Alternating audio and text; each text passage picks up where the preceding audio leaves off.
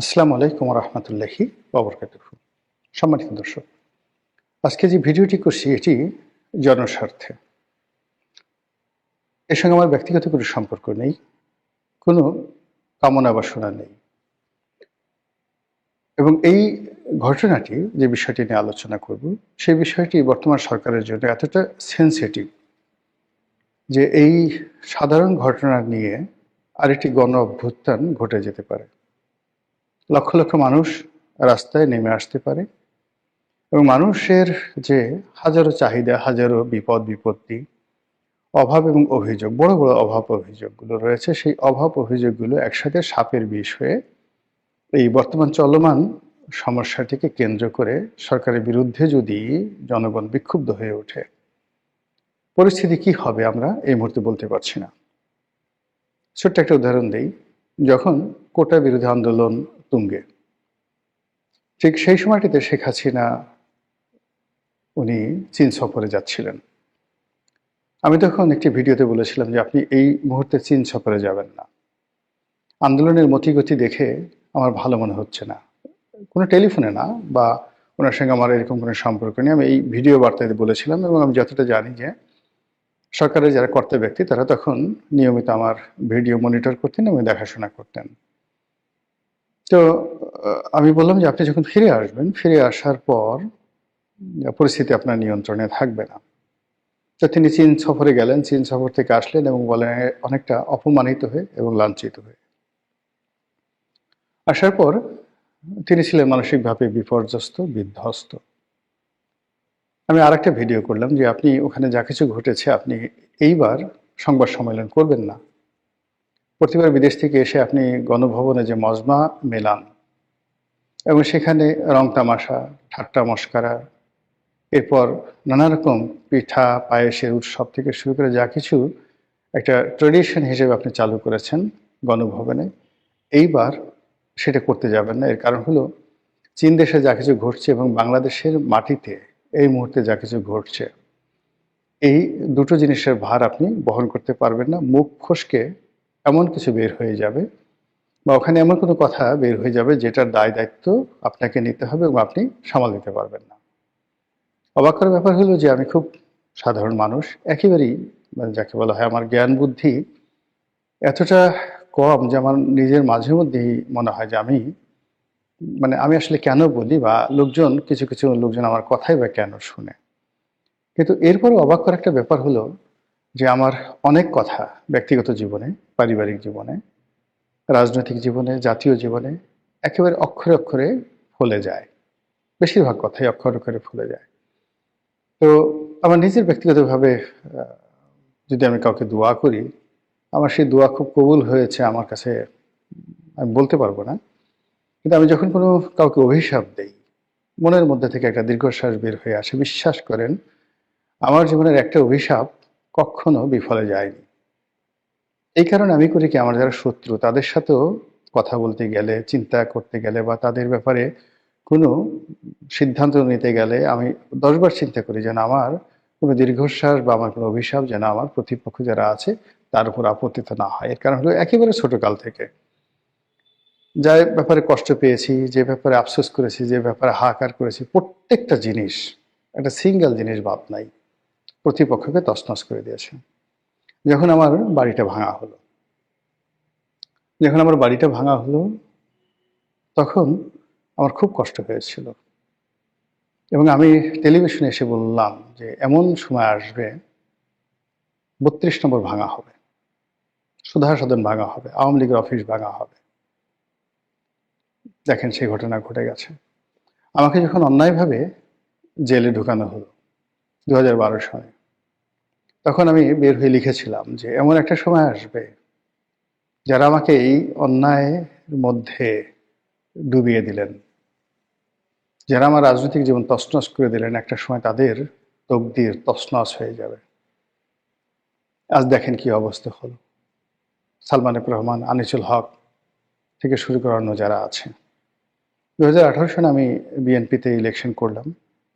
তৎকালীন প্রধান নির্বাচন কমিশনার জনাব সি নুরুল হুদা এবং তার ভাগিনা জনাব কি যেন নাম ভদ্রলোকের, শাহজাদা। তো উনরা মানে প্রশাসনের সহযোগিতা নিয়ে আমার জীবন একদম ছারখার করে ফেললো। আল্লাহ রহমত দেখেন, আমি তো সসম্মানে মর্যাদা নিয়ে এখন এই সমাজে আছি, কিন্তু ওই সকল লোক, তাদের জীবন কেয়ামত হয়ে গেছে। তো এই যে এখন ডক্টর মোহাম্মদ ইউনূস সরকারের সঙ্গে আমার কোনো রকম ব্যক্তিগত ক্ষোভ নাই, দ্বন্দ্ব নাই, সংঘাত নাই, স্বার্থ নাই, কিচ্ছু নেই। বরং এই সরকারে যারা কর্তা ব্যক্তি, অলমোস্ট সবার সঙ্গে আমার একটা ভালো সম্পর্ক ছিল। ক্ষমতায় যাওয়ার পর তাদের সাথে কথাবার্তা হয়নি, কিন্তু সম্পর্ক ছিল, এবং এত ভালো সম্পর্ক ছিল যে সম্পর্ক বিএনপি বা আওয়ামী লীগের অন্য কোনো রাজনৈতিক কর্তৃপক্ষের সঙ্গে ছিল না। কিন্তু সেই সম্পর্কের দোহাই দিয়ে আমি গত 17-18 মাসে অনেক কিছুই পেতে পারতাম, অনেক সুবিধা নিতে পারতাম। কিন্তু যেই মুহূর্তে তারা ক্ষমতায় গেছে, সঙ্গে সঙ্গে আমি তাদের সমালোচনা করছি যেন তারা অ্যাটলিস্ট নির্মোহভাবে কাজ করতে পারেন এবং তারা বুঝতে পারেন যে তাদের ব্যাপারে কি কি আলোচনা হচ্ছে। এর কারণ হলো, ক্ষমতাধর যারা লোকজন রয়েছেন তাদের সমালোচনা করা খুবই কঠিন একটা বিষয়।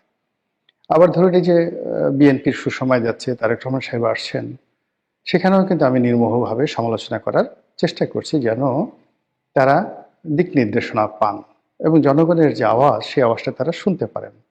কিন্তু আমি যদি একটা নমিনেশন চাইতাম, ইলেকশন করতে চাইতাম, দলের বড় পদ পদবি চাইতাম, আমার দ্বারা এই কাজ কখনোই সম্ভব হতো না।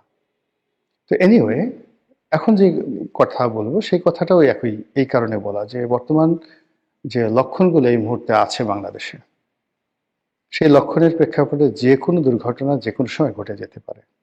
এবং এখন যদি কোনো দুর্ঘটনা ঘটে, বিএনপি বিপদে পড়বে, তারেক রহমান সাহেব বিপদে পড়বেন, জামাত বিপদে পড়বে, জামাতের আমির বিপদে পড়বেন, আর এনসিপির যারা নেতৃবৃন্দ তারা তো বটেই, আর সবচেয়ে বেশি বিপদে পড়বেন ডক্টর ইউনূস এবং তার যারা লোকজন।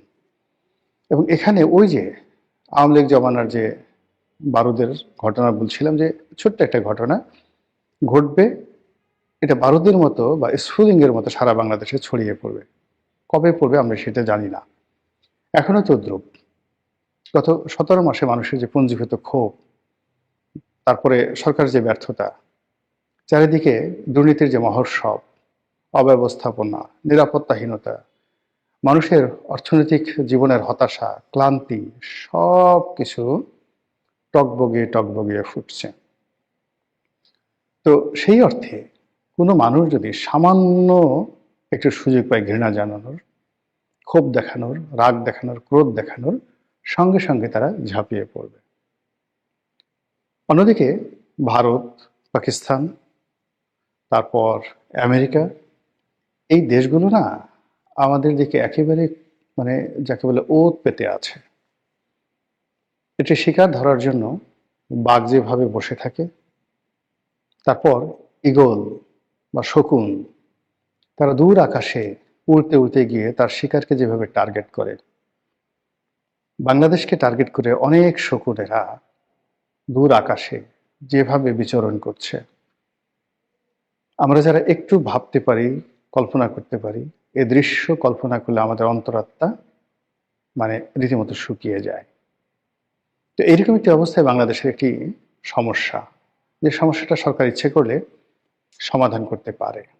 সেই সমস্যাটা হলো, সারা বাংলাদেশে যে এখন সিলিন্ডার গ্যাসের সংকট চলছে। প্রথমত, সিলিন্ডার গ্যাসের দাম অস্বাভাবিকভাবে বেড়ে গেছে, অস্বাভাবিক। দ্বিতীয়ত, টাকা দিয়েও গ্যাস মিলছে না। এবং গত কয়েক বছরে, 5 থেকে 6 বছরে জ্যামিতিক হারে এই সিলিন্ডার গ্যাসের ব্যবহার বেড়েছে। অজপাড়াগাঁয়ে, একেবারে গ্রাম অঞ্চলে, যেখানে মানুষ সারাটা জীবন প্রাকৃতিক জ্বালানি ব্যবহার করত, জ্বালানি কাঠ, গোবর এবং অন্যান্য বিভিন্ন যে প্রাকৃতিক যে উপাদান রয়েছে, জ্বালানির উপাদান, সেগুলোকে মিক্স করে গ্রাম বাংলার মা বোনেরা, ভাই বোনেরা, তারা একটা বিশেষ ধরনের জ্বালানি তৈরি করে তারা সেই জ্বালানি চাহিদা মেটাতেন। এবং 70-এর দশকের গ্রাম বাংলার 100% জ্বালানি ছিল এরকম প্রাকৃতিক নির্ভর। কিন্তু এখন এই জ্বালানিটা চলে আসছে সিএনজিতে, এলএনজিতে, রূপান্তরিত প্রাকৃতিক গ্যাসে। তো এই যে সিলিন্ডার গ্যাস, এই সিলিন্ডার গ্যাসে এখন মানে চরাঞ্চল, প্রত্যন্ত চরাঞ্চল, সেখানে একটু সঙ্গতিপূর্ণ পরিবার, তারাও কিন্তু সিলিন্ডার গ্যাস ব্যবহার করছে। তারাও কিন্তু এখন সেখানে সোলার পাওয়ার ব্যবহার করছে। তো সেই দিক থেকে এই যে সিলিন্ডার যে গ্যাস, এই গ্যাস এর যে মূল্যবৃদ্ধি এবং এই গ্যাস এই মুহূর্তে পাওয়া যাচ্ছে না, এটি নিয়ে সারা বাংলাদেশে প্রতিদিন অনাকাঙ্ক্ষিত ঘটনা ঘটছে। মানুষ ক্ষোভে ফুটছে।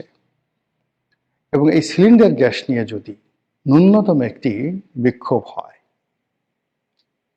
মানে প্রতিটি ঘরের, এই ঢাকা শহরের 1 কোটি লোক রাস্তায় নেমে আসবে, মা বোনেরা। এবং এটা একটা ভয়াবহ, মানে যে কোনো একটা আন্দোলনে যদি শিশুরা এবং মহিলারা জড়িত হয়ে যান, যেটা আমাদের জুলাই গণ অভ্যুত্থানে হয়েছিল, তাহলে সেটি আর নিয়ন্ত্রণ করা যায় না। এবং ফ্রেঞ্চ রেভলিউশন যেটা হলো, সেই ফ্রেঞ্চ রেভলিউশনের সময়টাও কিন্তু পুরুষেরা ব্যর্থ হয়েছিল, নারীরা বের হয়ে এসেছিল। উদ্দেশ্য ছিল, মানে উপলক্ষ ছিল যে রুটির দাম বেড়ে গেছে, তো সেই রুটির দাম কমানোর জন্য, দেখেন মানে তেমন কিছু না, রুটির দাম বেড়ে গেছে, সেই রুটির দাম কমানোর জন্য মেয়েরা ওই যে রুটি বেলে যে বেলুন, সেই বেলুন হাতে নিয়ে তারা সেখান থেকে বের হয়ে আসলো। পুরো প্যারিসের রাস্তা ভরে গেল রমণীতে। আর পুরুষরা এই সুযোগে লাফিয়ে পড়লো, একটা বিপ্লব হয়ে গেল, ফ্রেঞ্চ রেভলিউশন হয়ে গেল। এখন এই বাংলাদেশে যে বিপ্লব হয়েছে 17 মাস আগে, বা যে গণ অভ্যুত্থান হয়েছে, এটা নিয়ম হলো যখন এটি গণ অভ্যুত্থান হয়, সেটার একটা কাউন্টার গণ অভ্যুত্থান হয়। একটা বিপ্লব হয়, তার একটা প্রতি বিপ্লব হয়, এবং সঙ্গে সঙ্গে। এবং যেখানে এই জিনিসগুলো ঘটে না, প্রতি বিপ্লব হয় না, সেখানে প্রথম বিপ্লবটাও সফল হয় না। সব জায়গাতেই বিপ্লব প্রতি বিপ্লব হয়, সেটা কিউবাতে ধরেন, ভেনেজুয়েলাতে ধরেন, চিলিতে ধরেন, এমনকি রাশিয়াতে ধরেন, সব জায়গাতেই একাধিকবার বিপ্লব এবং প্রতি বিপ্লব হয়েছে। 1917 সনে যে রুশ বিপ্লব, এরপরে বলশেবিক, মেনশেবিক থেকে শুরু করে একেবারে লেনিন আসা পর্যন্ত একটার পর একটা ঘটনা কিন্তু ঘটেছে। তো বাংলাদেশে আমরা যে গত 17 মাস যাবৎ যা দেখছি, এটা প্রকৃত চিত্র নয়। পর্দার আড়ালে কত বিপ্লব যে পুলিশের মধ্যে হয়েছে, কত বিপ্লব যে সেনাবাহিনীর মধ্যে হয়েছে, জুডিশিয়ারিতে হয়েছে, আমলাতন্ত্র হয়েছে, সেক্রেটারিয়েট হয়েছে, একমাত্র যারা ভুক্তভোগী তারা বলতে পারবেন। কাউন্টার বিপ্লব হয়ে গেছে। অন্যদিকে যারা ক্ষমতায় বসছেন, যমুনাতে কর্তা ব্যক্তি, তারাও টের পান যে ক্ষমতার চেয়ারটা কতটা গরম। তো এই যে টগবগিয়ে সারা বাংলাদেশ ফুটছে, সেই ফুটন্ত বাংলাদেশে একেবারে সাধারণ একটি ঘটনা, সিলিন্ডার গ্যাসের দাম বেড়েছে, আর সিলিন্ডার গ্যাস পাওয়া যাচ্ছে না। এখানে সরকারের বিনিয়োগ এবং এই সাপ্লাইটা ঠিক করা সরকারের জন্য আসলে হাইয়েস্ট 48 ঘন্টা সময় দরকার। এমনকি সিএনজি, মানে ফুয়েলিং পাম্পের বা এলএনজি পাম্পের সেই পাম্প স্টেশনগুলো বন্ধ করে হলেও যদি, গাড়িগুলো বন্ধ করে যদি মানে বাসার এই যে রান্না বাড়ার গ্যাসটা সরবরাহ করা হয় এই সময়টাতে, শীতের এই সময়টাতে, এটা সরকারের জন্য অনেক অনেক নিরাপদ। অন্যথায় পচা শামুকে পা কাটতে পারে। সুতরাং সাধু সাবধান। আসসালামু আলাইকুম রহমতুল্লাহি ওয়া বারাকাতুহু।